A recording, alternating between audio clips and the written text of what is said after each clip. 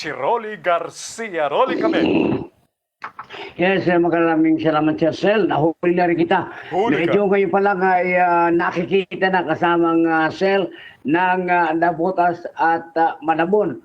Itong pagkalat ng langit dito sa Manila Bay na tila papunta na dito sa lugar ng Nabotas at Malabon.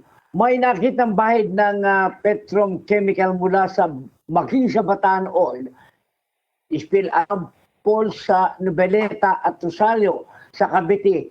Abiso ng BIPAR, umiwas muna kumain sale ng isda at shellfish mula sa mga lugar na epektado ng oil spill. Sa ngayon nga ay nakahanda na itong Nabotas at Malabon. Nakapaikot na yung kanilang mga inilagay na lambat dyan sa lugar ng tubig upang hindi makapasok. Itong sinasabing oil spill na kumayat nga hanggang ngayon ay natatanaw na ng mga residente ng Nabotas at Malabon. Mula pa rin dito sa area ng Kamanaba para sa DWRB. Ikaw ang una, Rolly Garcia po, nagbabalita. Balik sa studio kasama Sel. Rolly Garcia mula po sa Kamanaba area at ito pong malaking epekto.